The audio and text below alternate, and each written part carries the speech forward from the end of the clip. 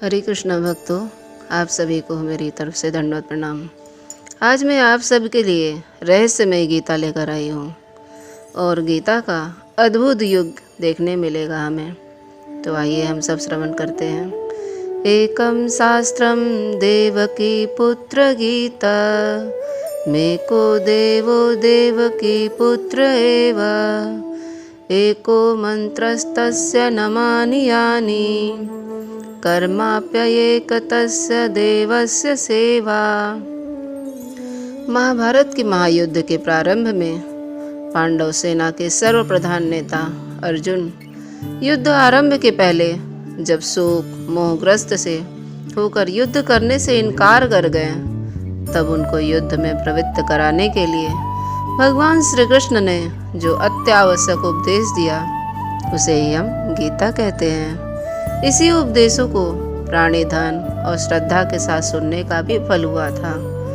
अर्जुन का मोह नाश, स्मृति की प्राप्ति तथा भगवान के उपदेश के अनुसार कर्म करने का दृढ़ संकल्प, यही बात अर्जुन कहते हैं।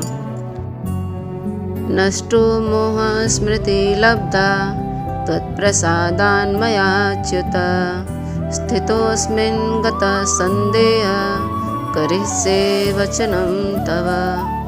गीता का संदेश संपूर्ण विश्व के लिए है।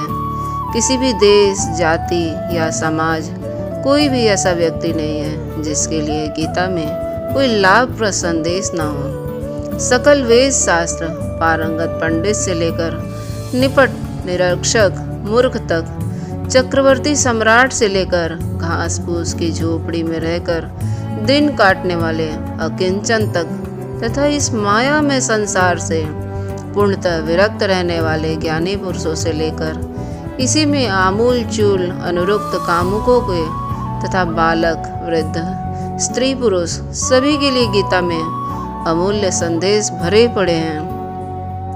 केवल श्रद्धालु हिंदुओं के लिए ही नहीं है, विश्व के समस्त धर्म मतानुयायियों के लिए भी गीता में अमृतमयी वाणी दिव्य संदेश से भरी पड़ी है। श्रद्धालु भक्त ही क्यों, मानव मात्र के लिए, चाहे वह आस्तिक हो या नास्तिक हो, गीता अनुपम लाभपूर्ण संदेश से भरी है। ये यथा मां प्रपद्यन्ते तास्तथैव भजाम्यहम्। भगवान श्री कृष्ण का यह महावाक्य भगवान की ओर जितना चरितार्थ होता है उतना ही गीता की ओर भी है।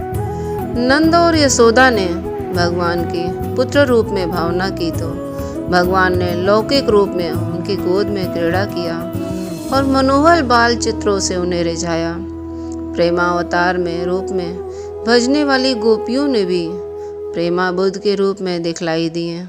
द्रौपदी ने उन्हें दीना तिहार और परित्राणाय परायण के रूप में देखना चाहा और भगवान उसके सम्मुख उसी रूप में प्रकट हुए। अर्जुन ने भगवान के सच्चे सुहृद के रूप में भावना की और महाभारत के युद्ध के समय सारथी बनकर सुहृदता का परिचय दिया। कृष्ण ने कंस और शिशुपाल आदि की भावना भगवान को शत्रु रूप में देखने की थी, अतः भगवान उसके लिए सर्वसंहारक महाकाल के रूप में प्रकट हुए। उसी क्रम में गीता को जिस रूप में देखा जाता है उसे गीता में उसी रूप में दिखाई देते हैं कृष्ण।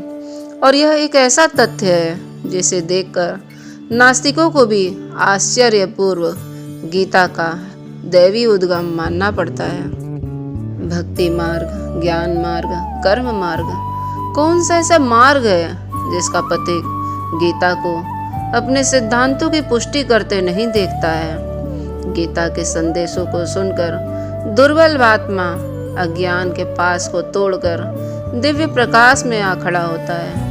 उसकी भीति, भ्रम और संशय नष्ट होकर उसमें अभ्यता, स्पष्टता और अमरत्व का प्रादुर्भाव होता है। निष्काम कर्म के आचार्य पहले करने के पुनः कथनी करने वाले के सादगी व सरलता की प्रतिमूर्ति गीता के प्रचार के लिए और गीता की स्थापना की जाती है। गीता की साक्षात प्रतिमूर्ति परम श्रद्धेय श्री जयदयाल गोयनका जी सेठ जी गीता के विषय में अपने विचार प्रकट करते हुए लिखते हैं कि गीता का ज्ञान का अथाह समुद्र है। इसके अंदर ज्ञान का अनंत भंडार भरा पड़ा है। इसका तत्व समझने में बड़े बड़े दिग्गज विद्वान और तत्वलोचक महात्माओं की वाणी भी कुंठित हो जाती है, क्योंकि इसका पूर्ण रहस्य भगवान श्री कृष्ण ही जानते हैं। उसके बाद कहीं भी इसके संकलन करता व्यास जी और सोता जी अर्जुन का नंबर नहीं आता। गीता के संकलन करता भगवान श्री कृष्ण के बाद ही अर्जुन का नंबर और व्यास जी का नंबर आता है। ऐसी अगाध रहस्यमय गीता का आशय और महत्व समझना मेरे जैसे मनुष्य के लिए ठीक वैसे ही है जैसे एक साधारण पक्षी का अनंत आकाश का पता लगने के लिए प्रयत्न करना है। गीता अनंत भावों का अथाह समुद्र है और रत्नकारों में गहरा गोता लगाने पर जैसे रत्नों की प्राप्ति होती है, वैसे ही गीता को सागर में गहरी डुबकी लगाने से जिज्ञासुओं को नित्य नूतन विलक्षण भाव रत्न राशि की उपलब्धि होती है। परंतु आकाश में गरुड़ भी उड़ते हैं और मच्छर भी। इसी के अनुसार सभी अपने अपने भाव के अनुसार कुछ अनुभव करते ही अतएव विचार करने में प्रतीत होता है कि गीता का मुख्य तात्पर्य अनादिकाल से अज्ञानवश संसार में समुद्र पड़े हुए जीव को परमात्मा की प्राप्ति करवा देने में और उसके लिए गीता में ऐसे उपाय बतलाए गए हैं जिससे मनुष्य अपने सांसारिक कर्तव्य को कर्मों का भली भांति आचरण करता हुआ परमात्मा को प्राप्त कर सकता है। व्यवहार में परमार्थ में प्रयोग की यह अद्भुत कला गीता में बतलाई गई है। अधिकारी भेद से परमात्मा की प्राप्ति के लिए भगवद गीता में 2 निष्ठाओं को प्रतिपादन किया गया है। वे 2 निष्ठाएं हैं ज्ञान निष्ठ यानी सांख्य निष्ठा और योग निष्ठा। यहाँ यही प्रश्न होता है कि प्रायः सभी शास्त्रों में भगवान को प्राप्त करने के 3 प्रधान साधन बतलाए गए हैं, कर्म, उपासना और ज्ञान। ऐसी दशा में गीता में 2 ही निष्ठाएं कैसे मानी हैं? बहुत से लोग गीता का उपदेश भक्ति प्रधान ही मानते हैं और यत्र तत्र भगवान के भक्ति का विशेष महत्व भी स्पष्ट शब्दों में कहा गया है, जो आप भक्ति के द्वारा अपनी प्राप्ति सुलभ बतलाई गई है। इसका उत्तर यहाँ है गीता के भक्ति में भगवत प्राप्ति का प्रधान साधन माना गया है। लोगों का यह मानना है कि गीता ने भक्ति को बहुत ऊंचा स्थान दिया है और स्थान स्थान पर अर्जुन के भक्त बनने की आज्ञा भी दी गई है। तत्वज्ञ, जीवन मुक्त तथा भगवत प्रेमी महापुरुष परम श्रद्धेय स्वामी श्री राम सुखदास जी महाराज इस युग के एक महान संत हुए। कम से कम समय में तथा सुगम से सुगम उपाय से मनुष्य मात्र का कल्याण कैसे हो, यही उनका एकमात्र लक्ष्य था और इसी की खोज में वे जीवन भर लगे रहे। इसी विषय में उन्होंने नए नए अनेक क्रांतिकारी विलक्षण उपायों की खोज की और अपने प्रवचन एवं लेखों के द्वारा जन जन तक पहुँचाया। उनका संपूर्ण जीवन श्रीमद् भगवद गीता के अध्ययन के मनन में ही बीता। गीता उनकी रोम रोम में बसी हुई थी। वे साक्षात गीता की मूर्ति थे। संपूर्ण मनुष्यों के कल्याण के लिए उन्होंने गीता पर जो साधक संजीवनी टीका लिखी है वह अभूतपूर्व तथा अद्वितीय है। स्वामी जी महाराज साधक संजीवनी की भूमिका में लिखते हैं कि गीता किसी के वाद को लेकर नहीं चली है, अर्थात द्वैत, अद्वैत, विशिष्ट द्वैत सिद्धांतों को लेकर नहीं चली है। गीता का मुख्य लक्ष्य यह है कि मनुष्य के किसी वाद मत सिद्धांतों को मानने वाला क्यों न हो, उसका प्रत्येक परिस्थिति में कल्याण हो जाए। वह किसी भी कल्याण के लिए ही हुआ है। संसार में ऐसा कोई परिस्थिति नहीं है जिसमें मनुष्य का कल्याण न हो सकता हो, कारण कि परमात्मा तत्व प्रत्येक परिस्थिति में समान रूप से विद्यमान है। अतः साधक के सामने कोई भी कैसी भी परिस्थिति आए उसका केवल सदुपयोग करना है। सदुपयोग करने का अर्थ है दुखदायी परिस्थिति आने पर सुख की इच्छा को त्याग करना और सुखदायी परिस्थिति आने पर सुख भोग वहीं बनी रहे ऐसी इच्छा का त्याग करना और दूसरों को सेवा में लगना। इस प्रकार सदुपयोग करने से मनुष्य दुखदायी और सुखदायी दोनों परिस्थितियों से ऊंचा उठ जाता है, अर्थात उसका कल्याण हो जाता है। गीता में केवल कर्म योग, ज्ञान योग अथवा भक्ति योग का ही वर्णन नहीं है। ऐसी बात नहीं है। इसमें उपयुक्त तीनों योगों के अलावा यज्ञ, दान, तप, ध्यान योग, प्राणायाम, हठ योग, लय योग आदि साधनों का भी वर्णन हुआ है।